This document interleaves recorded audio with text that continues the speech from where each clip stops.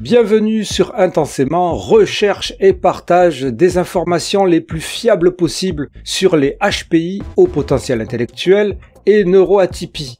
Je suis Raph. C'est parti. Ceci va peut-être constituer un des épisodes les plus sensibles et les plus controversés qu'Intensément ait fait jusqu'à présent. Notre invitée, Léa, est consultante en santé sexuelle infantile, principalement chez les enfants neuroatypiques, et elle va, dans cet épisode, nous faire une présentation sur la sexualité et les violences sexuelles chez les enfants et adolescents avec un TDAH, trouble du déficit de l'attention, avec ou sans hyperactivité. Je précise que nous avons travaillé avec Léa en amont et en aval de cette présentation pour éviter les possibles mauvaises interprétations et critiques, mais allons-y pour les warnings. Je trouve le travail de Léa très pointu, et je sais qu'elle attache beaucoup d'importance à la démarche que nous aimons tous sur Intensément, à savoir une démarche d'esprit critique, au plus près des connaissances, des études et de la recherche. Sa présentation, elle a donc réalisé suivant cette démarche, tout en incluant, dans notre conversation, des éléments d'expérience qu'elle rencontre en consultation professionnelle. Mais il est évident qu'elle connaît la différence entre les deux et elle précise régulièrement qu'il ne faut pas généraliser sur sa pratique en consultation. Alors ça, c'est quelque chose qui revient souvent sur les interviews et entretiens avec les divers spécialistes que je reçois sur Intensément. Sauf que ici, un autre point de critique que l'on pourrait recevoir est que Léa n'est ni psychologue, neuropsychologue, psychiatre ou chercheuse. Et si je comprends bien ce point de vue, j'estime que si l'on devait uniquement passer par des personnes reconnues internationalement et diplômées de psychologie, psychiatrie, neuropsychologie ou qui seraient chercheuses pour avancer dans nos connaissances, il y aurait une limitation assez sévère et je ne pourrais même pas réaliser ce média puisque je n'ai personnellement aucun diplôme. Oui. L'important pour moi, c'est de travailler à vous apporter une info et des connaissances les plus fiables possibles avec des personnes dont je comprends la démarche et avec lesquelles je peux travailler dans une compréhension et une confiance mutuelle. Et pas uniquement et forcément des spécialistes renommés, diplômés, sachant que malheureusement, beaucoup de spécialistes diplômés ne travaillent pas forcément dans une démarche d'esprit critique et scientifique. Ça aussi, il faut le savoir. Le travail de Léa, c'est un travail de professionnel et de passionné. Et si évidemment vous tombez sur des erreurs, vous êtes parfaitement invité à le signaler et j'en ferai un rectificatum, rectificata, rectificati, rectificato, ce que vous voudrez. Mais, la critique la plus importante, je pense, va venir du fait que cet épisode insiste sur le fait que les enfants ou adolescents TDAH ou neuroatypiques en général seraient aussi auteurs d'agressions ou de violences, particulièrement dans ce cas sexuel. Votre indignation pourrait se comprendre, mais en réalité, vous ne pouvez pas reprocher à quelqu'un qui fait une étude ou un article ou une présentation sur un thème précis de le couvrir en entier. Si le sujet avait été uniquement les violences et les agressions dont sont victimes les enfants TDAH, l'optique aurait été différente. Mais là, ça sert à rien de cacher une vérité pour que cela convienne à certains discours. Léa et moi, nous sommes des personnes avec des troubles du neurodéveloppement, TDAH ou pour son cas TDAH ou TSA, et nous avons tous les deux des enfants neuroatypiques. Donc nous ne sommes pas en dehors de cette population. Mais pour ma part, il est important de pouvoir parler de ces aspects-là des troubles du neurodéveloppement. J'ai par ailleurs déjà réalisé il y a quelques mois un épisode intitulé « Non, les neuroatypiques ne sont pas des anges » et il ne s'agit pas de stigmatiser les neuroatypiques, mais d'être au plus près de la réalité du terrain et pas des fables fantasmagoriques ou idéologiques, de la même manière qu'il y a des fables aussi, par exemple sur les HPI, et on dit que les HPI ou les neuroatypiques seraient des êtres qui flotteraient dans un halo de bonté et de bienveillance, et qui seraient uniquement des victimes, toujours des victimes, et jamais des auteurs de violence. Ben ça, c'est pas la réalité. Alors, bien entendu, tout est une question de nuance et de contexte. Et bien entendu, si des personnes avec un TDAH ou autisme sont beaucoup plus à risque d'être des victimes, cela n'enlève pas les possibilités avérées et quelquefois accrues qu'elles soient aussi responsables de violences ou d'agressions, quelles qu'elles soient. Alors, si vous n'êtes pas d'accord avec ce fait, si vous n'êtes pas d'accord avec le fait de parler des réalités, c'est très compréhensible, je ne vous jette pas la première pierre, mais je pense personnellement que c'est dommage et que c'est pas comme cela que l'on doit avancer si l'on veut informer de manière fiable et sans jugement, justement. Informer dans un seul sens ou informer à moitié, ce n'est pas de l'information. Bon, alors après cette lourde, trop lourde peut-être présentation, je vous rappelle que tout ce travail n'aurait jamais pu voir le jour sans la participation des contributrices d'Intensément que je remercie du fond du cœur. Ce travail, comme vous le savez, cela me demande beaucoup de temps, beaucoup d'énergie, et ces derniers temps, cela a été rendu plus difficile par des difficultés de santé personnelle sur lesquelles je ne m'étendrai pas. Sachez en tout cas que si j'ai espacé les sorties des épisodes, cette fois-ci tous les 15 jours, si vous me voyez moins présent sur les réseaux sociaux, et si je réponds moins ou moins souvent à vos commentaires, ce n'est pas parce que je n'en ai pas envie, mais c'est parce que je ne peux plus le faire aussi intensément ou aussi intensivement que j'en avais l'habitude. Et j'avoue que je suis allé un peu loin dans l'intensitude, ça arrive même au meilleur, mais en tout cas, quelquefois, il faut savoir se ménager. J'espère que vous comprendrez cela. En tout cas, j'ai toujours à cœur de continuer à travailler pour vous offrir du contenu régulier et de qualité. Et si vous désirez rétribuer mon travail à sa juste valeur, vous pouvez nous rejoindre la communauté d'Intensément, le vaisseau spécial. Il y a un lien dans la description de cet épisode. Ponctuelle ou régulière, votre donation sera la bienvenue et elle me permettra de continuer à vous informer et à vous apporter des entretiens, des témoignages, des informations et des points de vue que l'on ne retrouve pas ailleurs. Je vous en remercie intensément et tout de suite Léa et sa présentation et nous allons d'ailleurs commencer par la présentation de Léa. Bonne écoute et bonne visionnade. Léa, je te remercie d'avoir accepté l'invitation d'Intensément. Avec plaisir, merci de m'avoir invité. C'est très chouette d'être là et de pouvoir parler de ça ici cet après-midi avec toi. Est-ce que tu pourrais nous expliquer qui tu es, ce que tu fais et pourquoi tu fais cette présentation? Alors, moi j'ai un parcours un petit peu hasardeux. Enfin, hasardeux non. J'ai fait beaucoup de petits sauts de lapin, à droite, à gauche. J'ai eu du mal à me trouver professionnellement et je suis maintenant consultante en santé sexuelle infantile et je m'oriente particulièrement dans l'accompagnement des enfants avec des troubles du neurodéveloppement. Je suis davantage spécialisée avec le TDAH et le TSA, même si je peux accompagner aussi des enfants avec des déficiences intellectuelles et d'autres troubles du neurodéveloppement finalement. Je suis moi-même TDAH et TSA, je suis diagnostiquée. Je suis HPI aussi, même si le terme ne me convient pas spécialement. Je n'aime pas ce terme. J'avais commencé en fait à tester un peu la prévention contre les violences sexuelles sur mes enfants qui étaient mes cobayes. Les pauvres, mais bon, ça va, ça a marché. En tout cas, ils ont l'air d'avoir bien compris. Et je me suis mise en tête de devenir consultante en santé sexuelle infantile. Alors le titre était pas tellement ancré dans ma tête parce que je ne connaissais pas le titre. Mais je voulais faire de la prévention et de l'accompagnement autour des violences sexuelles que subissent les enfants. C'était comme ça. Et donc j'ai cherché plusieurs formations. J'en ai pas trouvé en France. Le planning familial en proposait une de 160 heures. Je les ai contactés à de multiples reprises. Je suis même atterrie au planning familial de La Réunion. Où on m'a gentiment dit non, en fait, on fait plus. Alors, il y avait des formations pour les plus grands, à partir de l'adolescence, peut-être collège, lycée. Mais pour les plus jeunes, qui sont vraiment tout autant victimes, parce que un quart des agressions sont vécues par des enfants qui ont 4 ans ou moins. 4 ans ou moins, un quart, ce serait bien d'en parler avant qu'ils aient 15 ans, en fait, du coup. Oui, carrément. C'est la stratégie de l'autruche, quand on se dit que si on ferme les yeux, ça existera moins. Mais en réalité, c'est l'inverse, parce que ça laisse l'autoroute, le champ libre aux pédocriminels. Plus on nie l'existence de ça, et plus eux, ils en profitent, ils ont l'impunité. Du coup, j'ai trouvé une formation en Belgique en distanciel, par l'IFACI, que j'ai faite, qui me donne le titre de consultante en santé sexuelle infantile, du coup. Ce diplôme que tu as eu en Belgique, il est aussi valable en France, alors qu'il n'y a pas ça en France? Oui et non. Il est valable, je pense, autant que le diplôme d'une personne naturopathe. D'accord. Coach. En tout cas, c'est pas reconnu par l'État. D'accord. Je ne sais pas si ça le sera un jour. Mais c'était important pour toi de l'avoir en diplôme ou de faire la formation? Les deux. Je peux pas, moi, ma petite personne, aller dire je suis consultante en santé sexuelle infantile avec aucune base, aucune théorie, aucune connaissance. C'est pas dans mes valeurs, en fait. Que la France le reconnaisse ou pas, ça ne dépend pas de moi. C'est pas mon problème à moi si la France décide que c'est important ou pas.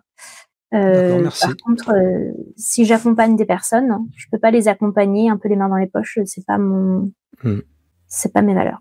Donc, du coup, j'étais à l'UNES, qui est une formation un peu courte sur les troubles du neurodéveloppement, au sens général, qui est donnée par une université de médecine. Et au-delà de ça, comme ça faisait déjà 5 ans que je me renseignais et que je mangeais des troubles du neurodéveloppement du matin au soir, ça c'est le côté soit hyperfocus du TDAH, soit l'autisme, je ne sais pas lequel des deux, mais comme en plus je suis bilingue, je passais énormément de temps dans les conférences et les TED Talks sur YouTube de Harvard et donc les grandes universités, donc tous les grands chercheurs.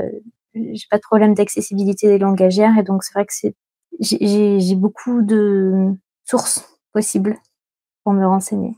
Et donc, j'ai compris que les enfants avec des troubles du neurodéveloppement étaient particulièrement victimes et auteurs des agressions sexuelles. Le rapport de la CIVIS, dont je reparlerai plus tard, la CIVIS, c'est la commission indépendante des violences sexuelles faites aux enfants, spécialement dans le cas de l'inceste, avait bien mis en évidence que les enfants handicapés étaient beaucoup plus à risque et beaucoup plus victimes que les enfants qui ne le sont pas.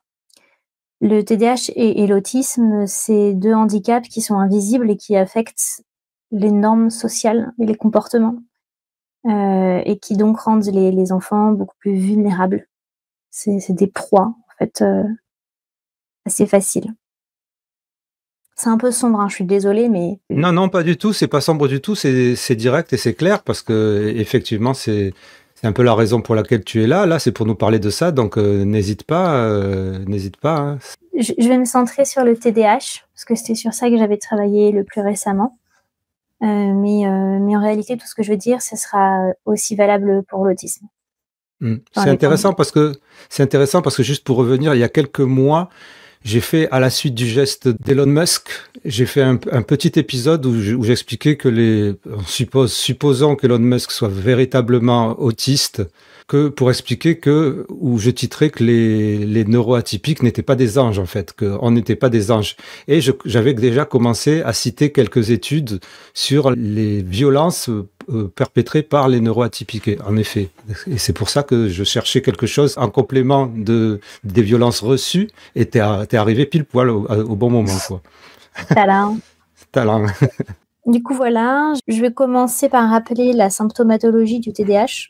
Je vais vraiment me centrer au plus sur les enfants parce que c'est là où est ma compétence. Ensuite, je vais relier la symptomatologie avec des exemples concrets pour que ce soit accessible le plus possible et qu'on puisse voir quels sont les liens entre la symptomatologie et des actions problématiques. Je vais essayer de vous parler des études scientifiques à ce sujet. Vous allez voir, c'est très compliqué d'en parler.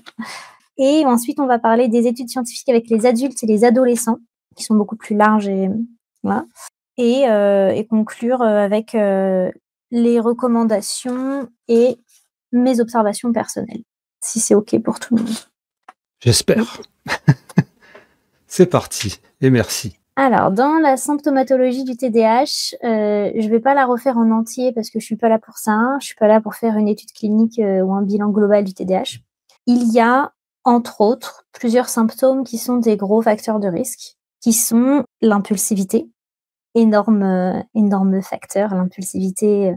On n'est pas tous égaux face à ça dans la symptomatologie. Encore une fois, tout ce que je dis, ça dépend vraiment de comment l'individu ressent le symptôme. Il y a beaucoup de TDAH qui ont une absence de censure, qui ne savent pas s'arrêter de parler, comme moi, par exemple. Tout à fait, je suis vraiment dedans. Une dérégulation émotionnelle et un terrain addictif qui est souvent là. Une absence d'anticipation concernant les conséquences de ses propres actions.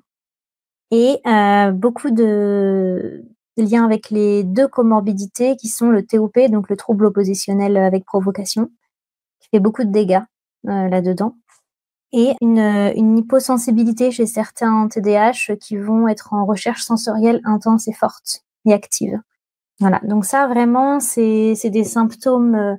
Encore une fois, on peut avoir un et pas l'autre, on peut en avoir beaucoup l'un et que ce soit vraiment problématique au quotidien. Oui, c'est pas des généralités, non, effectivement.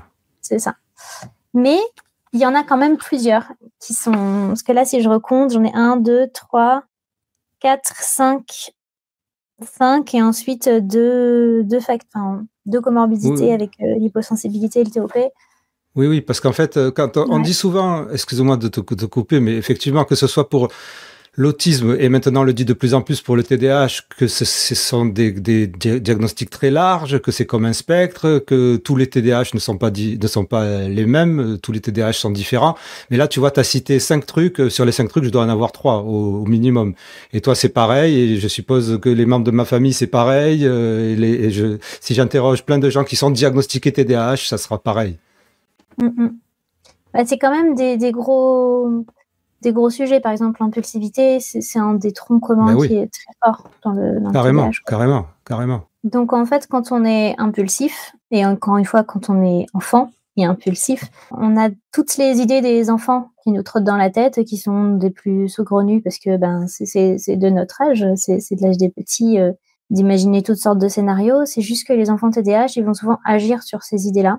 Alors qu'un enfant neurotypique, pas forcément, parce qu'il aura le mécanisme de censure, il aura la régulation qui va arriver avant le passage à l'acte pour lui dire je pense que c'est une mauvaise idée, je pense qu'il ne faut pas aller dans cette direction. Alors que l'enfant TDAH, non. Il va avoir l'idée d'aller dans les toilettes des filles parce que c'est drôle, il va y aller. Un copain va lui dire qu'il y a un serpent qui sort de la cuvette des toilettes des filles, ça c'est du vécu, hein, je l'ai entendu en consultation. L'enfant va aller voir dans la cuvette des toilettes des filles pendant qu'une fille est là pour lui dire attention, il y a un serpent qui va sortir. Et c'est pas des mauvais enfants du tout. Dans ce que je raconte, il y a aucune mauvaise intention. On n'est pas dans des profils de cruauté ou de domination. On n'est pas du tout dans ces dynamiques-là. Mais voilà, il y a plein d'exemples comme ça. Excuse-moi, je te coupe parce que effectivement tout à l'heure tu parlais de HPI. Il y a beaucoup de gens qui confondent HPI et TDAH, et autisme. Bon, ça c'est gravissime. Mais chez les gens qui ne confondent pas, il y a beaucoup de personnes qui sont persuadées que si on a un TDAH, on a forcément un haut potentiel intellectuel. Ou que si on a un haut potentiel intellectuel, on a forcément un TDAH, et donc ils se disent, mais ça, ce sont des réactions qu'on n'aurait pas si on était au potentiel intellectuel. Et alors déjà, les deux ne s'excluent pas, c'est-à-dire qu'on peut avoir des réactions complètement idiotes quand on a un haut potentiel intellectuel ou pas. Si c'est le TDAH qui prend le dessus à ce moment-là, plutôt que le haut potentiel intellectuel qui va réfléchir à dire c'est une connerie ou un truc comme ça. Mais en plus de ça, en réalité, que ce soit dans l'autisme ou dans le TDAH, la plupart des enfants, enfin, il n'y a pas plus de HPI qu'ailleurs. Et même dans les moyennes, les enfants de TDAH et les adultes TDAH auraient un quotient intellectuel en moyenne plus bas que la moyenne générale. Donc c'est important quand même à préciser ça. Alors le quotient plus bas, je l'ai pas vu passer. Je te crois, hein, moi j'avais lu que juste ça n'impactait pas. J'interviens durant ce montage pour donner une précision sur ce que je viens de dire. Les études montrent que la moyenne des quotients intellectuels mesurés dans la population des personnes avec TDAH ou des personnes autistes est plus basse que la moyenne des quotients intellectuels mesurés dans la population générale sans TDAH ou sans TSA. Dans les deux cas, ça s'explique très facilement par le fait qu'une grosse proportion des personnes autistes ou TDAH ont un trouble du développement intellectuel, appelé autrefois déficience intellectuelle, et l'une des dimensions de la déficience intellectuelle, c'est un quotient intellectuel plus bas que la moyenne. Donc c'est normal. Retour à notre conversation avec Léa. Mais bon, voilà, et que du coup, non, le HPI n'empêche pas ces comportements-là, même s'il est déjà présent. Enfin, même si on a un enfant qui a un TDAH et un HPI, il est tout à fait susceptible de faire des bêtises liées à l'impulsivité, parce qu'en fait, ok, le HPI peut contrebalancer certains symptômes du TDAH, mais enfin, on n'est pas dans un match de ninja avec chacun qui parle les coups de l'autre, ça marche pas comme ça. Oui, quoi. exactement. Il y a des moments où il y en a un qui est plus exacerbé que l'autre. Donc, voilà. Donc, dans les symptômes liés à l'impulsivité, on a toucher les parties intimes, donc les parties génitales d'autres enfants dans la classe ou dans la cour de récréation. On a s'auto-stimuler en public parce qu'en fait, on a envie. Alors, je veux dire auto-stimuler plutôt que masturbation. C'est une conviction personnelle parce que je pense que parler de masturbation, ça sexualise beaucoup le comportement de l'enfant qui, en fait, lui, est dans l'exploration de son propre corps, dans la recherche de qu'est-ce qui fait du bien, qu'est-ce qui fait pas de bien, et il n'y a pas encore de sexualité adulte derrière ce geste-là. Un enfant ne se masturbe pas de la même façon qu'un adulte. Il s'enferme pas dans une chambre pour avoir des gestes précis jusqu'à un orgasme. C'est pas vraiment le cas. Donc, je vais parler d'autostimulation, qui pour moi est plus adaptée aux gestes des enfants qui sont normaux, en fait. Mais voilà, donc il y a des enfants qui vont s'autostimuler en public parce qu'ils auront pas forcément compris la notion d'intimité, la notion de secret. Beaucoup d'enfants qui ont des problèmes avec les normes sociales ou les conventions sociales ou l'intimité, la censure, qui verront pas la difficulté ou le problème avec ça. Sachant que là aussi, excusez-moi, mais c'est aussi pour préciser, l'autostimulation, on l'utilise aussi pour autre chose dans le TDAH et dans l'autisme. Ça a aussi le nom en anglais de steaming. Et c'est effectivement ce qu'on voit. Alors, l'image stéréotypée, c'est l'autiste qui se balance de droite à gauche ou qui balance sa tête. Ça, les personnes qui ont un TDAH ont aussi ces autostimulations-là. Ça peut être bouger des mains, bouger des pieds, battre des pieds, faire des trucs, taper sur une table ou n'importe quoi. Et ce sont effectivement des manières, soit parce qu'elles sont sous-stimulées, qu'elles recherchent la stimulation. Et donc, ça rejoint ce que tu dis aussi à partir du moment où on n'a pas ces filtres-là. C'est des gestes qui font du bien. Je pense que les adultes ont des difficultés avec le fait d'admettre que le sexe d'un enfant, quand l'enfant le touche par lui-même, ça lui fait du bien. En fait, il y a déjà des terminaisons nerveuses. Alors certes, c'est pas les mêmes, certes, ils sont pas encore à la puberté, mais c'est une partie du corps qui a beaucoup plus de terminaisons nerveuses et beaucoup plus de sensibilité que n'importe quelle autre partie du corps. Et c'est comme ça. Mais en fait, c'est à nous, adultes, de reconnaître cette réalité-là sans nous mettre des idées sales ou sexuelles ou perverses derrière ces gestes-là. Je suis désolée, mais si à chaque fois que j'appuyais sur mon coude, ça me faisait vachement de bien, je peux vous dire que mon coude, je serais souvent en train de me toucher le coude, quoi. Mais pour les enfants, c'est pareil. C'est juste que nous, ça nous gêne parce qu'on a une sexualité génitale. Mais c'est tout. Donc moi, c'est vraiment comme ça que je le vois, en tout cas dans les gestes des enfants.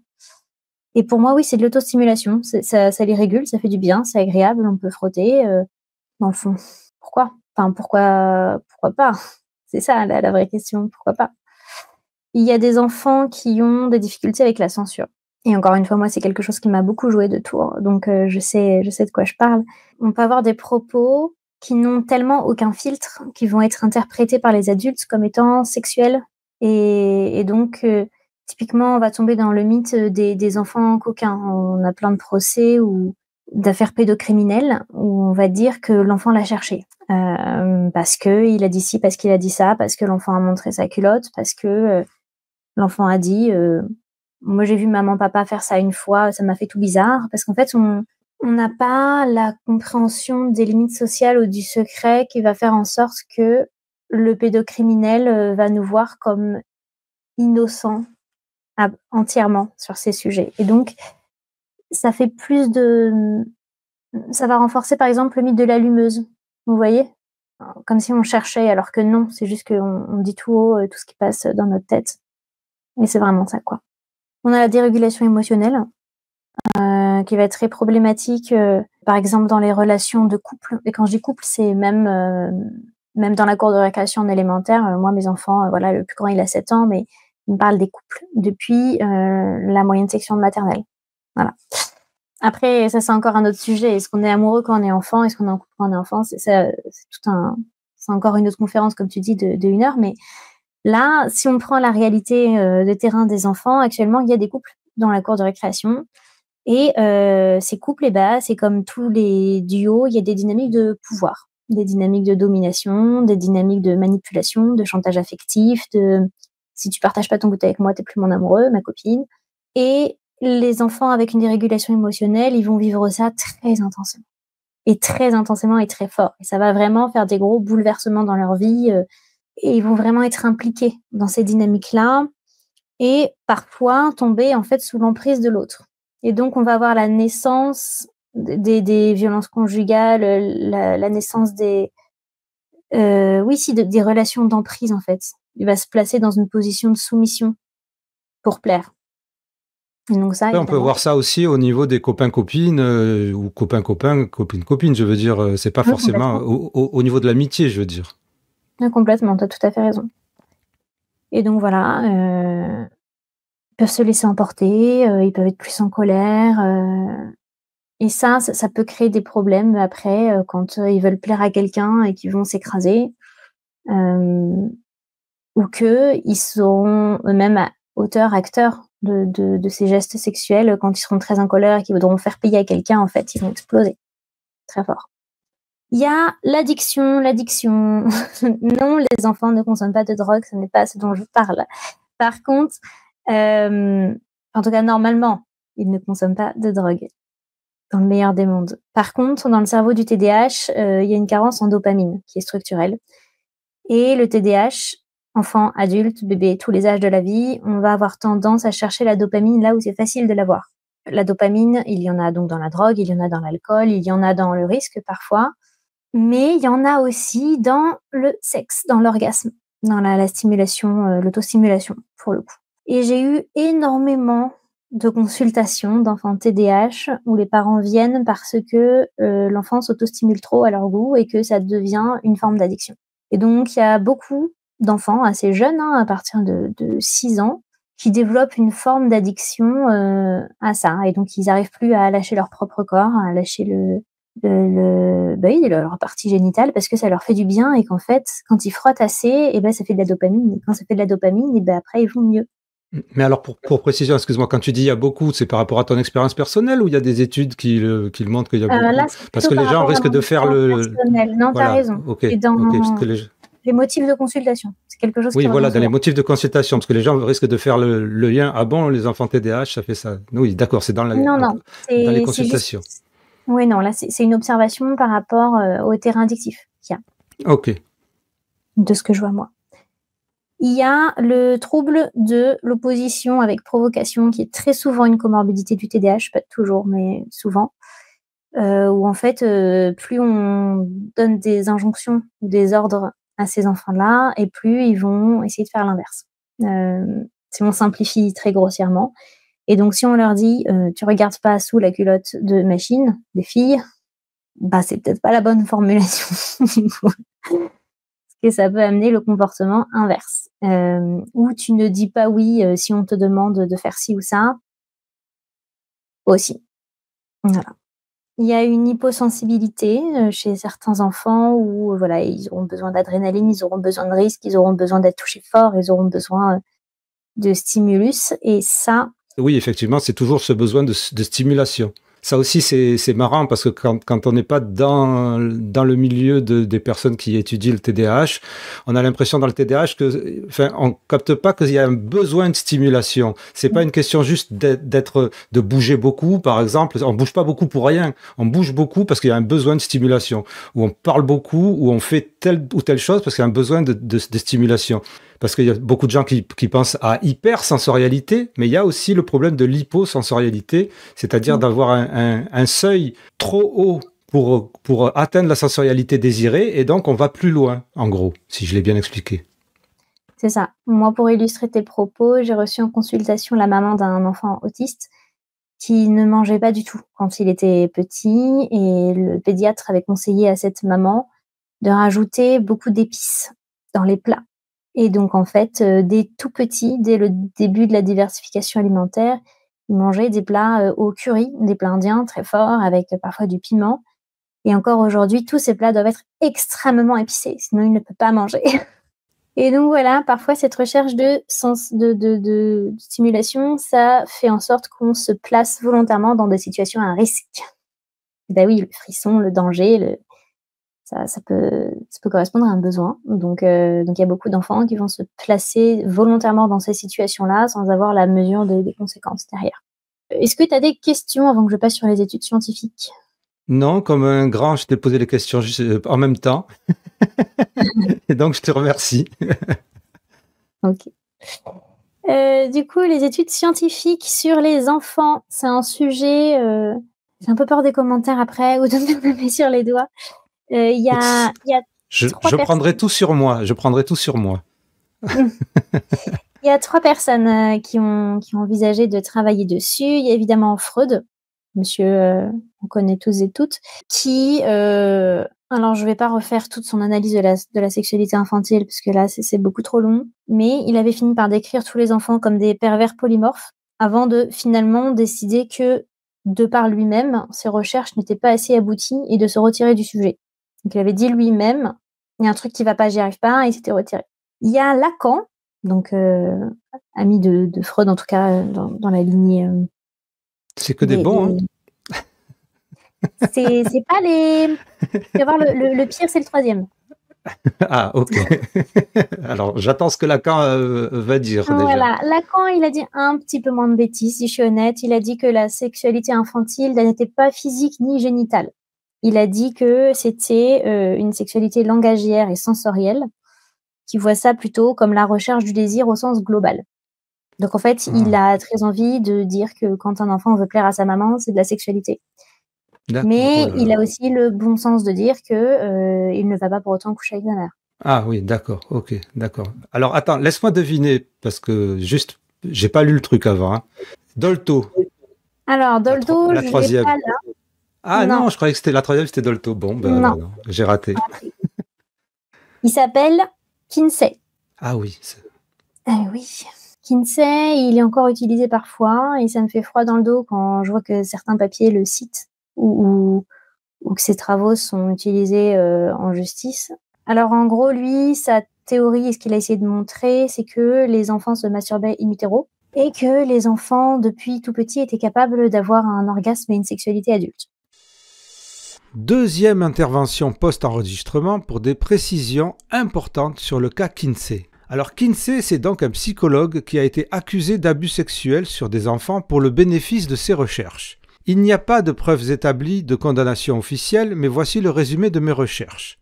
Les travaux de Kinsey sont à la fois connus pour leur influence culturelle considérable et critiqués pour leurs failles méthodologiques et éthiques. L'implication directe de Kinsey dans des abus sur les enfants n'est pas prouvée, mais son recours à des données issues d'abus avérés est admis, ce qui constitue une faute éthique majeure par les standards contemporains. Sur le plan de la scientificité, il est désormais largement admis dans la communauté académique que l'usage des données de Kinsey pose des problèmes majeurs d'éthique, de protocole et de biais, et que leur utilisation n'est plus acceptable pour la recherche actuelle. Retour à notre conversation avec Léa. Tout ça pour dire, si on voit Freud, Lacan et Kinsey, qui sont les fondateurs de la sexualité infantile, on va pas très loin. En tout cas en termes de fiabilité. Moi, je considère pas que un enfant qui a été violé plusieurs fois et qui finit par développer un orgasme est un enfant qui est sexuel de son plein gré. En tout cas, je peux pas dire que c'est un fonctionnement naturel, quoi, tu vois. Ensuite, sur les études sur la santé sexuelle des enfants handicapés, non, on n'en a pas. On n'en a pas pour des raisons relativement évidentes, pour le coup. On ne peut pas faire d'expérience sur les enfants, encore moins sur leur sexualité et encore moins quand ils sont handicapés. Par contre, la Ciivise dit que les enfants handicapés sont 2,9 fois plus à risque de subir des violences sexuelles que les autres et que ce risque monte à 4,6% si le handicap est cognitif ou intellectuel. Donc c'est quand même beaucoup. Ok. Sachant que quand on dit handicap intellectuel, on ne parle pas de HPI, justement. Non, justement. On va plutôt parler des déficiences intellectuelles. Ça serait plutôt l'inverse, voilà. PSA. Voilà, ça serait plutôt l'inverse, exactement. Et puis, il y a un autre problème sur les violences sexuelles commises sur les enfants handicapés, c'est que quand les enfants handicapés parlent, eh ben, ils ne sont pas crus, mais du tout. Ça veut dire que quand un enfant sans handicap vit ces violences-là et qu'il en parle, il y a à peu près 22% des cas où on ne les croit pas. Quand un enfant handicapé parle, on ne les croit pas à 60%. D'accord, mais ça, ce sont des études là aussi. Là, tu cites ce sont des études. Je cite l'étude de la Ciivise. La Ciivise 1 avec le juge Édouard Durand. D'accord. Tu avais dit tout à l'heure ce que c'était la Ciivise. C'est quoi, s'il te plaît? Tu peux le rappeler? C'est la commission indépendante d'études des violences sur l'inceste. Alors, ok, merci. Exact, commission indépendante sur l'inceste et les violences sexuelles faites aux enfants. Merci. Qui a été créée en 2020. Du coup. Ok. Et donc, eux, avec le juge Édouard Durand, la première Ciivise a fait un travail exceptionnel sur les violences sexuelles faites aux enfants et en particulier, du coup, sur l'inceste. Et donc, ils ont ces chiffres-là. Quand on sait aussi que le lieu des agressions joue sur les stats, ça veut dire que dans les IME, dans les instituts médicalisés pour enfants, il y a énormément de violences sexuelles sur les enfants. Il y a je vois 36% des viols sur mineurs en situation de handicap enregistrés par les services de sécurité ont lieu au sein d'un établissement, dont 35% en IME. Wow. 35% des viols, c'est beaucoup. Voilà. La famille, c'est dans 27% des cas. Ok. Voilà. Alors, je peux pas donner beaucoup plus de données parce que même si j'aime beaucoup les études scientifiques, vraiment j'adore ça, il y en a pas. Il y en a pas beaucoup sur ce sujet. Je pense que c'est un sujet qui est très compliqué à étudier, déjà. Les statistiques sont pas forcément toujours bonnes parce qu'il y a forcément des enfants où on ne connaîtra jamais ce qu'ils ont vécu, des enfants qui ne seront jamais crus, jamais entendus. Si on parle des enfants handicapés, il y en a forcément qui ne peuvent pas parler ou écrire, donc ils seront jamais en mesure de raconter ou de comprendre.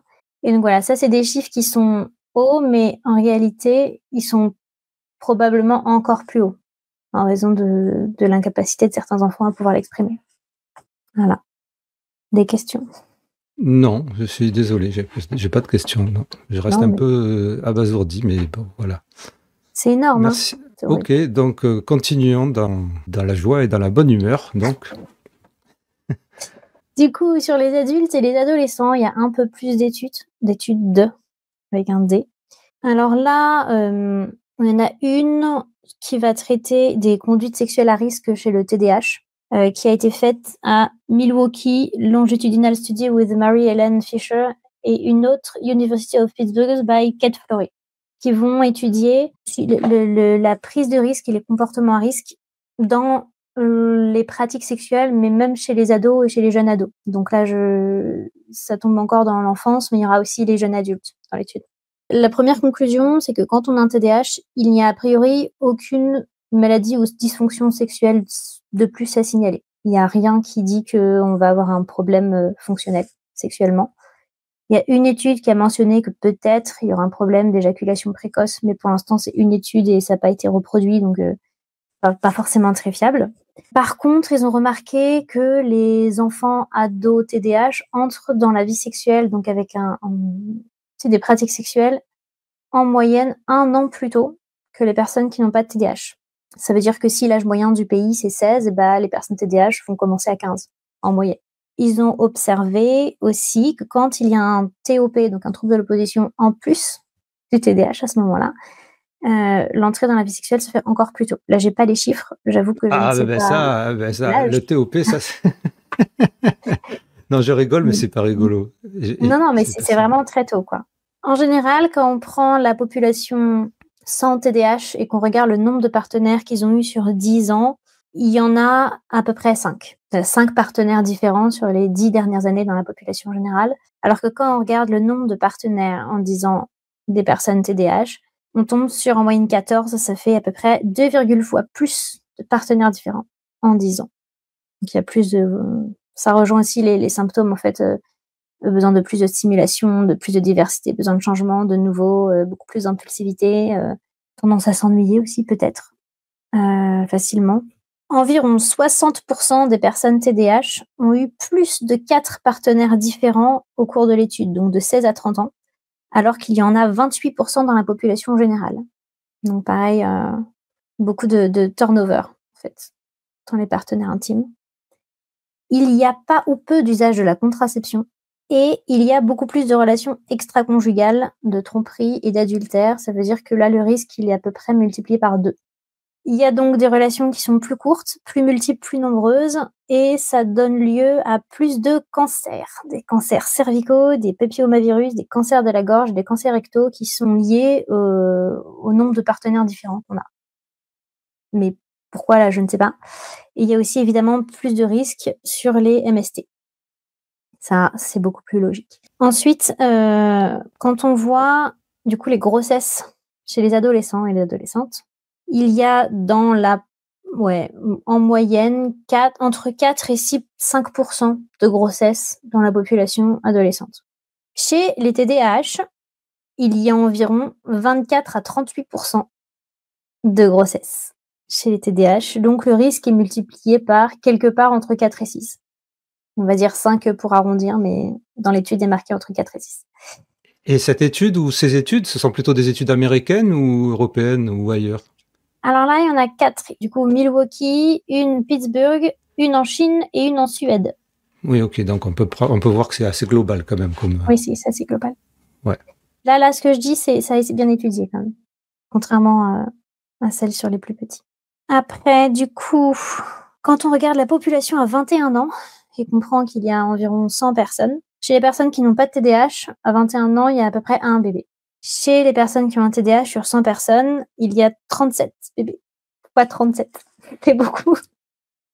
Et alors là, ça se complique encore parce que parmi ces nouveaux parents, donc parmi les personnes qui ont fait des bébés à 21 ans, il y en a 54% qui n'auront pas la garde de leur enfant. Waouh, waouh. C'est C'est hallucinant. Depuis tout à l'heure, tous les chiffres que tu donnes, c'est vraiment, ça fait des années qu'il y a beaucoup de gens qui alertent et qui essaient d'expliquer pourquoi, quand on dit le TDAH, ça a des conséquences. C'est pas quelque chose qui n'a aucune conséquence sur la vie.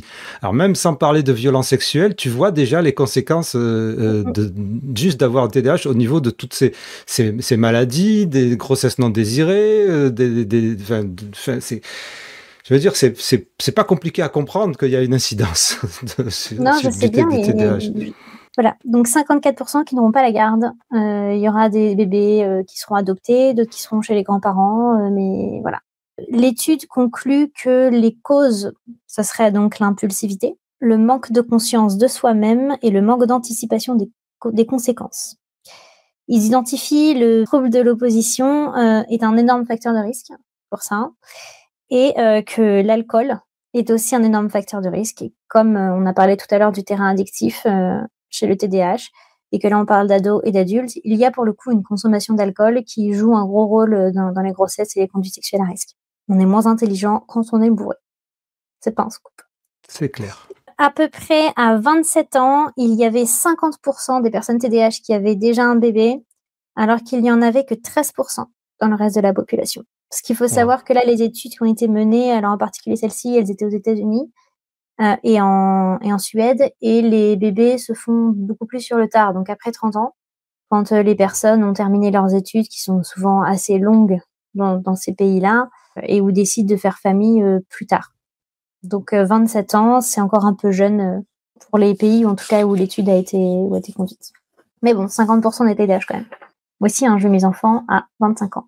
Okay. Le premier. Je suppose que ce qui joue beaucoup là-dedans, c'est surtout au niveau de la femme, toutes ces naissances, plus qu'au niveau de l'homme, parce que je sais pas, je dis n'importe quoi, j'ai pas vu ces études, mais je sais pas si c'est le fait que l'homme a forcé d'avoir des enfants, si c'est une question d'impulsivité, de non-conscience de soi-même, c'est surtout la femme. L'âge des pères et l'âge des mères dans les études sont à peu près, là je l'ai à côté, regarde, attends. L'âge des pères et l'âge des mères. Donc, il y a un bébé ou en tout cas une grossesse chez les filles dans 3,6% des cas et pour 2,3% des cas chez les garçons. Donc, un peu plus chez les filles quand elles ont entre 12 et 15 ans. Entre 16 et 19 ans, c'est 1,9% des filles et 2,3% des garçons. Donc, un peu plus chez les garçons, ça s'inverse. Et en Chine, on n'a pas la différence entre les deux genres. Ils nous disent 2,3%.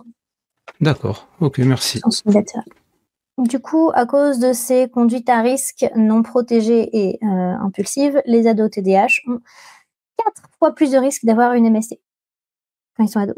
4 fois plus. C'est beaucoup. Du coup, l'étude dit qu'il y a un schéma clair et concordant de conduite sexuelle à risque chez les deux sexes s'il y a un TDAH, encore plus marqué s'il y a un TOP ou une addiction. S'il y a une addiction, il faut aussi prendre en compte le facteur de prostitution. Là, j'ai pas noté les chiffres, mais qu'il y a énormément de filles TDAH qui, pour financer leur addiction, vont se prostituer. Par rapport à la population générale? Oui, beaucoup plus. Oui. Déjà, il y a plus de personnes addictes chez les TDAH. Oui. À peu près, en moyenne. Et une fois qu'on est addict, il y a plus de filles qui vont se prostituer pour subvenir à ces besoins-là. Il y a des études qui montrent que les filles TDAH ont 2 fois plus de risques d'être victimes de violences sexuelles que les autres, dans l'enfance et l'adolescence. C'est logique, presque. Et que ce risque est encore plus grand chez la population noire, africaine-américaine. Ça veut dire que si c'est des filles noires TDAH, elles sont au point culminant des discriminations et des violences, et donc elles subissent encore plus de violences sexuelles. Donc, une fille TDAH blanche sera quand même privilégiée par rapport à une fille TDAH noire. En tout cas, par rapport aux violences sexuelles. Aux États-Unis. Parce que je ne sais pas si les chiffres seraient les mêmes au niveau de la France. Mais je dis peut-être, je pense que je sais pas. Là, la France n'a pas fait cette étude-là. Oui, parce que la France, de toute manière, ne fait pas d'études ethniques. Non. Non, mais même sur le TDAH et tout, on n'est pas... sur les enfants aussi, c'est pas ouf. C'est pas terrible. Il y a une autre étude qui a parlé de l'usage de la pornographie de façon problématique et de l'hypersexualité chez les personnes TDAH, plutôt chez les adultes. Ils ont conclu que le TDAH n'est pas un facteur de risque dans l'utilisation problématique du contenu pornographique ou de l'hypersexualité, mais que parmi les gens qui ont ces problèmes-là, donc parmi les gens qui ont un usage problématique de la pornographie et une hypersexualité, il y a beaucoup de TDAH. Et donc, ils se sont demandé pourquoi ça allait que dans un sens, pas dans l'autre.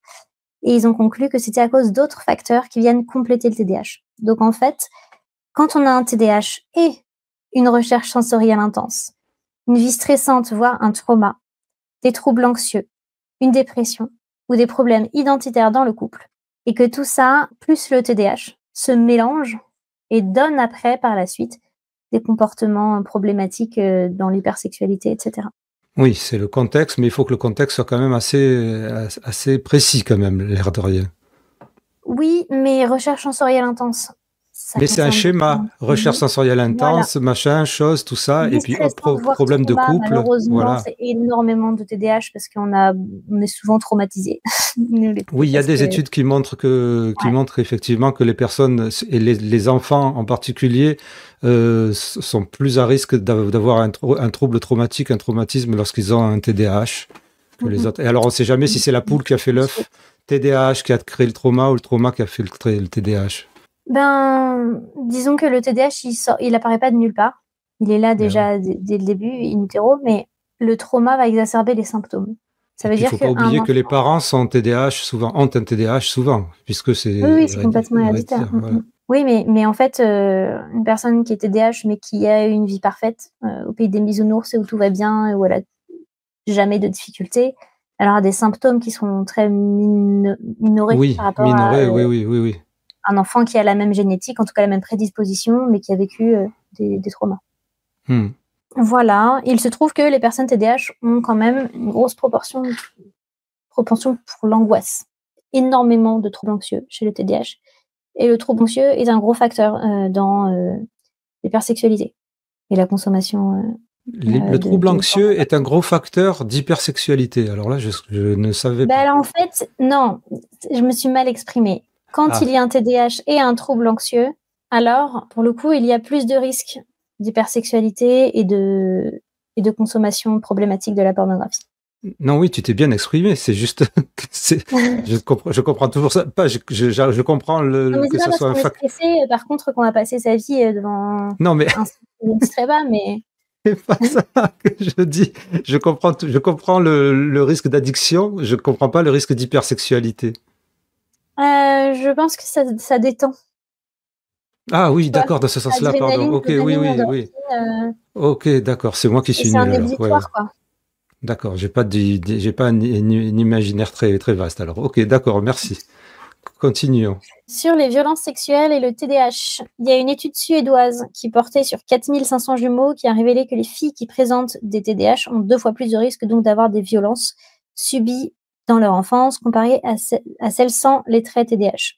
Chez les femmes adultes atteintes de TDAH, 60% rapportent avoir été victimes de violences sexuelles, ce qui est nettement supérieur à la moyenne générale. C'est 60%, plus d'une femme sur 2, c'est énorme. Pour info, chez les femmes autistes, c'est 9 sur 10. Donc 90%, c'est encore plus haut. Je sais, ouais. C'est justement le titre de la conférence de Savannah Anselme dont je te parlais.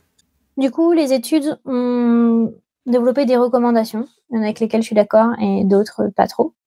Mais tu ne devais pas parler aussi des violences perpétrées par les TDAH, par les personnes au TDAH, ou c'est après? Si, tu as raison. Je l'ai oublié dans mon discours, parce que je voulais donner dans mes études. Mais en gros, ce qu'il faut comprendre, c'est que l'impulsivité est un facteur de bêtise. Pour le coup, j'ai parlé de mes consultations, parce que là, j'ai pas les chiffres, mais j'ai beaucoup d'enfants TDAH qui vont vouloir typiquement explorer ce qu'il y a sous sous les sous-vêtements de leurs camarades dans l'école et les parents de l'enfant qui vont paniquer en pensant que leur enfant est un agresseur sexuel. C'est pas parce que on explore de la mauvaise façon qu'on est un agresseur sexuel. Il faut faire vraiment attention au fait que si on catégorise son enfant soit en tant que victime, soit en tant qu'agresseur, ça va être autoréalisateur et l'enfant va continuer de se conformer à ce rôle-là et rentrer dans cette étiquette d'agresseur. Et si les parents le voient comme ça va le prédisposer en fait à devenir un véritable agresseur plus tard.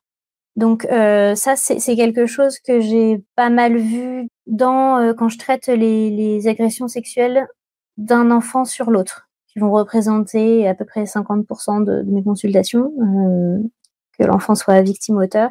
Et quand j'accompagne les parents des enfants auteurs, à chaque fois, il y a soit un TDAH avéré, soit une suspicion de TDAH. Donc il y a vraiment une difficulté à se réfréner, à se bloquer, à empêcher le passage à l'acte et une vraie curiosité, un besoin de réponse. Et ce que je vois, c'est que quand j'accompagne ces familles-là, quand on parle à l'enfant TDAH de son geste et de l'agression en fait qu'il a commise, ça vient dans 99% des cas d'une curiosité qui n'est pas assouvie. Et donc en fait, l'enfant chez lui n'a pas les outils pour comprendre ce que c'est le sexe opposé, pour savoir pourquoi ça lui fait cet effet-là aussi parfois. Est-ce que c'est normal que ce soit agréable? Parce qu'il y a plein d'enfants qui sont surpris quand on leur dit, quand tu tiens des discours en disant oui mais c'est normal que ça fasse du bien, t'imagines pas le nombre d'enfants qui sont choqués d'entendre cette phrase.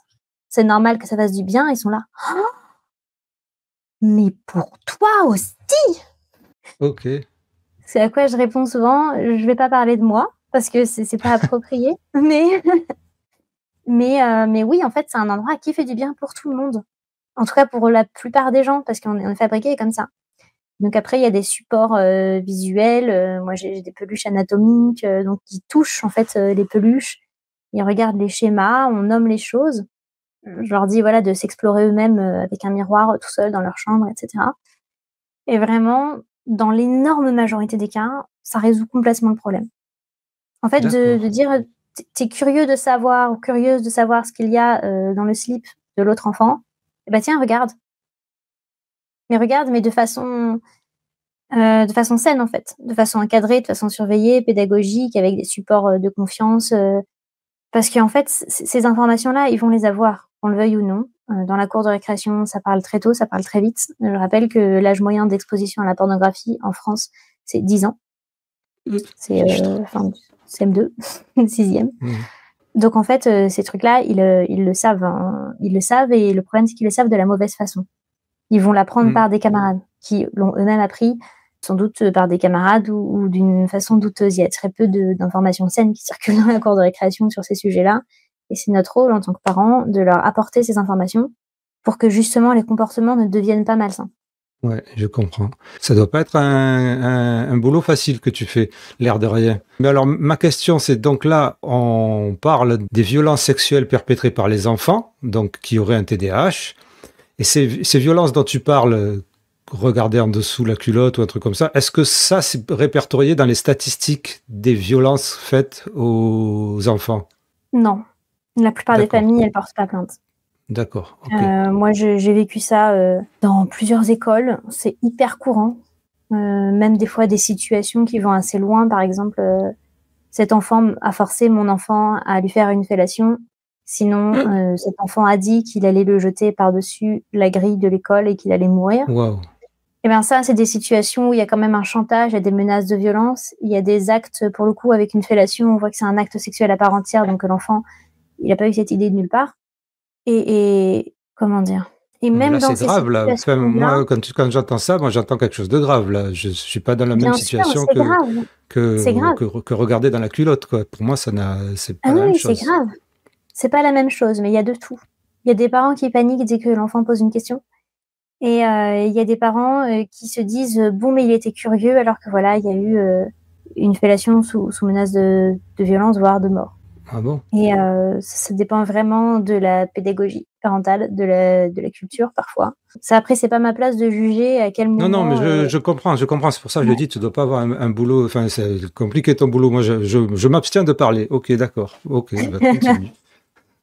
Non, mais c'est bien de poser des questions. Enfin, je pense que je me rends plus compte.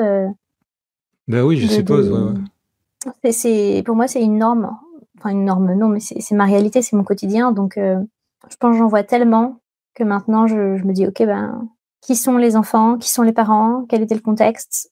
Et ensuite on essaye de mettre en place un déroulé, un accompagnement qui corresponde. Et je suis beaucoup moins dans l'affect, je pense maintenant. Ben oui, il vaut Heureusement mieux, pour je moi. pense. Il vaut mieux, heureusement, exactement. Mmh. Exactement.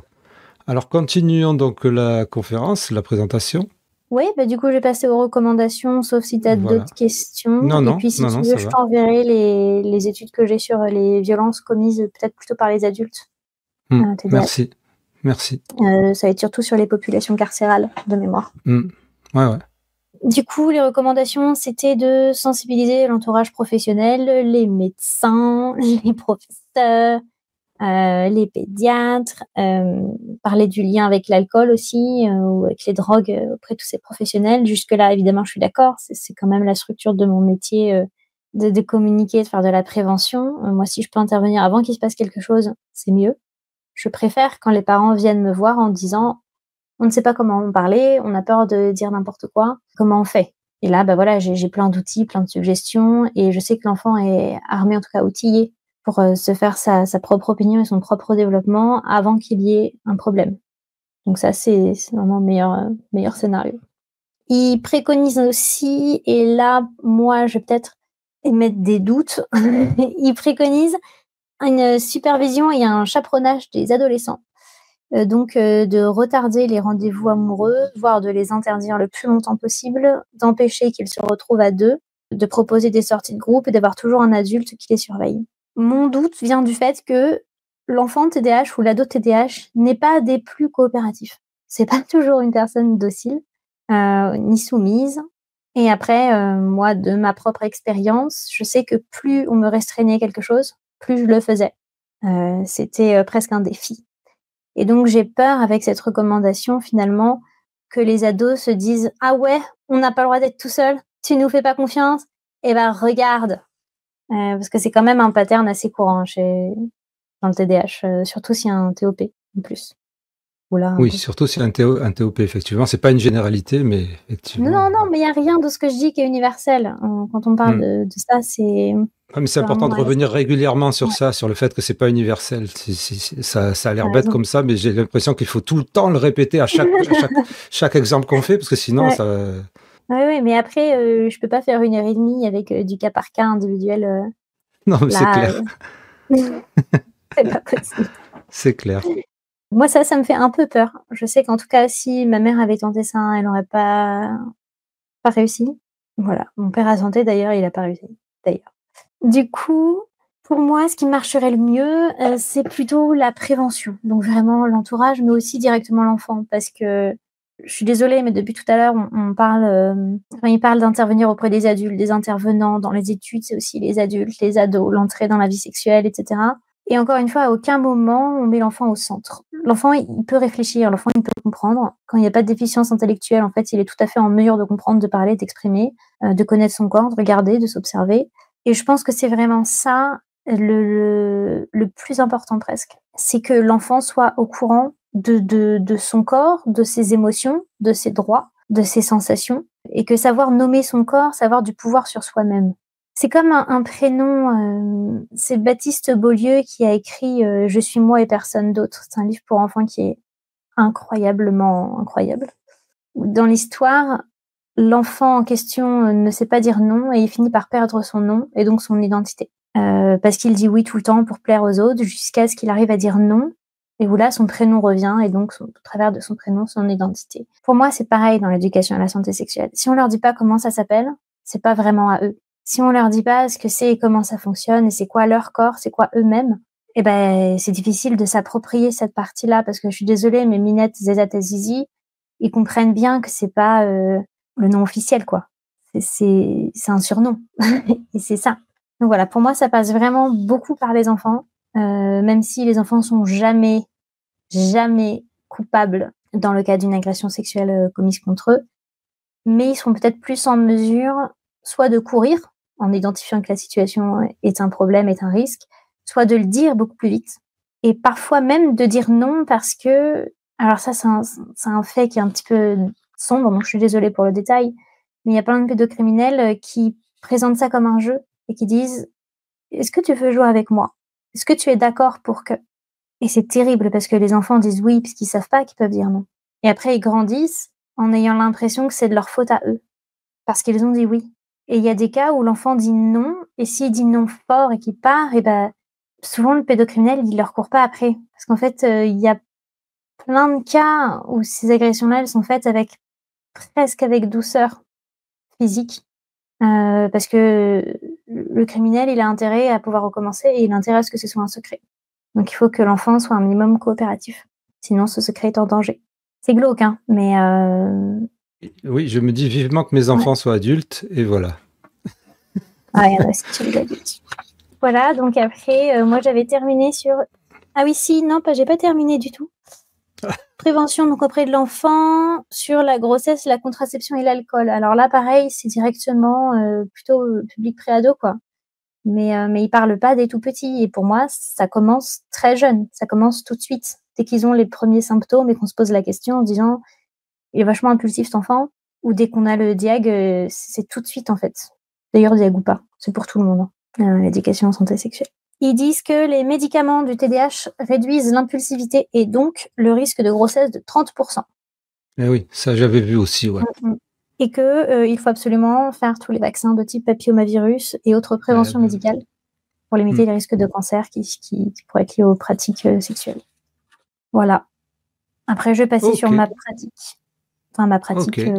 Moi, ce que j'avais vu, c'était, et ce que je vois beaucoup, c'est que l'hyperactivité physique, et ça, je l'ai pas dit parce que c'est pas scientifique, c'est l'hyperactivité physique, c'est un gros facteur de risque dans ce que j'observe, dans ce que je vois, j'entends, je reçois, parce que... Tu veux dire, attends, excuse-moi pour préciser, donc on dit que les enfants qui ont un TDAH, enfin que les personnes qui ont un TDAH sont hyperactifs, il y a une partie d'hyperactivité, mais il peut y avoir l'hyperactivité physique, c'est-à-dire s'agiter dans tous les sens, on va dire, pour schématiser, et de l'autre côté, l'hyperactivité mentale. Oui, c'est typiquement des enfants très dans la lune. Oui, mais justement, leur trait dans la lune, ça serait, de ce que j'ai compris, il y aurait toujours l'hyperactivité, mais elle serait plus intériorisée, et pas... c'est ce que moi j'ai compris après. Oui et non. Ça veut dire qu'il y a deux types aussi d'enfants dans la lune. Il y a ceux qui planent, où c'est un trouble de l'attention. Ça veut pas dire qu'il n'y a pas du tout d'hyperactivité, ça veut dire qu'elle est mineure par rapport au trouble de l'attention. Il y en a qui ont une hyperactivité mentale. Donc pour le coup, ils vont pas forcément, ils vont avoir l'air dans la lune, mais dans leur tête pas du tout. Ça fuse, ça s'arrête jamais. Il y en a qui sont hyperactifs physiquement et il y en a qui sont les deux, donc mentalement et physiquement. Et donc, toi, tu as trouvé que c'était beaucoup d'hyperactivité physique. Ouais, beaucoup d'enfants hyperactifs physiquement qui ont vraiment besoin de bouger, quoi. Qui sautent partout, qui ont, voilà, les enfants qui ont du mal à rester assis à l'école, qui vont très souvent s'autostimuler, en fait, même publiquement, parce que voilà, ça bouge. C'est vraiment de l'autostimulation, comme ils font quand ils se lèvent, quand ils sautent, quand ils courent. Et ça, j'ai trouvé ça frappant parce que c'est pas du tout dans les symptômes qui sont décrits dans les études. Et pourtant, moi, je trouve que c'est très majoritaire dans ma pratique, dans mes consultations. Et encore une fois, je parle là pour le coup d'un tout petit échantillon qui n'est pas du tout représentatif. Donc, je ne suis pas scientifique, je ne suis pas chercheuse en tout cas. Non, mais c'est intéressant. Ouais. Je trouve que, oui, c'est ça. Ces personnes hyperactives, elles seront aussi souvent autrices de comportements exploratoires problématiques, comportements sexuels problématiques. Ils vont beaucoup s'autostimuler et que, ça je l'avais déjà dit, mais que la plupart de ces comportements, ça vient d'une curiosité inassouvie et d'un problème d'interrogation sur pourquoi c'est agréable, pourquoi j'ai envie. Et où les adultes n'arrivent pas à leur répondre, parce que je trouve que... Après, moi, quand j'ai commencé, j'étais très à l'aise pour parler d'anatomie, très à l'aise pour parler de plein de choses, et dès qu'on parlait de désir, j'avais beaucoup de mal à dire aux enfants que c'était normal de désirer, parce que pour le coup, pour moi, c'était sexualisé d'admettre le désir de l'enfant. Et ensuite, je me suis rendu compte de mon propre biais, qui est que le désir de l'adulte et le désir de l'enfant, c'est pas la même chose. et qu'on ne peut pas faire une éducation à la santé sexuelle complète sans admettre que c'est agréable pour l'enfant. Parce que si on dit que c'est normal de le faire, mais qu'on ne dit pas pourquoi c'est normal, enfin, je veux dire, c'est pas normal de se gratter le poignet tout le temps, parce qu'en fait, c'est un peu désagréable au bout d'un moment. On peut pas dire tout le monde le fait, parce que, bah oui, ça fait des griffures, c'est rouge, c'est pas chouette comme sensation. Alors que ça l'est. Et qu'on le veuille ou non, et que ça nous arrange ou non. Donc voilà, ça c'était peut-être ma propre difficulté, en tout cas le dernier loquet que j'ai, un dernier, je sais pas, mais un des loquets que j'ai déverrouillé en dernier. D'accord, ok. C'est intéressant parce que moi, après, dans ma tête, je me dis, mais au final, c'est la même chose pour autre chose. Par exemple, pour une addiction aux jeux vidéo, pour un enfant qui a une addiction aux jeux vidéo, faut admettre que ça lui fait du bien. Enfin, c'est un peu la même chose. Quelque part, si on lui dit c'est mauvais, ça veut rien dire c'est mauvais, parce que pour lui, ça lui fait du bien. Donc, T'as tout oui, à fait sauf qu'on raison. on est à un autre niveau, effectivement. On est à un autre niveau de problématique, mais c'est le même principe, c'est le même processus. Complètement. Ça fait partie de la stratégie globale de reconnaître les émotions de l'enfant et de les valider. Enfin, de l'enfant ou de l'adulte, hein, quand un enfant vit quelque chose de triste et que l'adulte, par réflexe, lui dit « pleure pas, ça va aller, c'est pas grave », et ben en fait, ça dévalorise sa propre expérience, parce que pour lui, ce qui s'est passé, c'était triste. Parce qu'il est triste. Et donc, en fait, de dire c'est pas grave, ça lui fait presque douter de sa propre légitimité, de son ressenti à lui. Pourquoi maman ou papa me disent pas grave, alors que moi, je trouve que c'est hyper grave. Ouais, et du coup, il se dit, mais est-ce que c'est moi qui délire? Est-ce que maman, elle a raison? Est-ce que mes émotions sont biaisées? Alors, il le pense pas comme ça. Mais bon, voilà, je pense que tu comprends ce que je veux dire. Et en fait, là, c'est la même chose. C'est valider le ressenti. C'est-à-dire qu'il existe. Voilà, alors un grand merci évidemment à Léa pour son travail. Nous n'avons pas eu le temps d'enregistrer sur le sujet des agressions perpétrées par des adultes avec TDAH, mais voici une synthèse de l'état actuel des connaissances. Le TDAH n'est pas décrit comme cause directe des agressions sexuelles chez l'adulte, mais comme un facteur modulateur d'un risque globalement plus élevé de violences interpersonnelles, sexuelles ou autres, en particulier chez les sujets présentant des troubles comorbides, impulsivité ou contexte défavorable. Les adultes présentant un TDAH ont un risque statistiquement plus élevé d'être impliqués dans des situations de violence interpersonnelle, y compris sexuelle, par rapport à la population générale. Ce surrisque n'est ni systématique ni exclusif au TDAH, et il dépend surtout donc de l'impulsivité, des comorbidités et du contexte de vie. Le TDAH n'est donc pas une cause directe d'agression sexuelle, mais un facteur de vulnérabilité dans un contexte multifactoriel. Les femmes et les hommes avec TDAH sont aussi et surtout plus souvent victimes d'abus sexuels au cours de leur vie. Donc, la littérature scientifique privilégie la prévention, la prise en compte de la complexité clinique et déconseille toute stigmatisation, évidemment. Et moi, je vous conseille de suivre Léa sur les réseaux sociaux, je mettrai les liens. Si cet épisode vous a apporté quelque chose, de la connaissance ou de la matière à penser, n'oubliez pas de faire les gestes qui aident pour Intensément, dont je vous ai parlé en début d'épisode. Sportez-vous bien. Intensément, c'est le podcast Divergent. Intensément, c'est le show potentiel. Chaud, chaud, chaud. Et n'oubliez pas que si vous devez commenter, restez poli, courtois et respectueux, et surtout, regardez et écoutez l'épisode en entier avant de dire quoi que ce soit.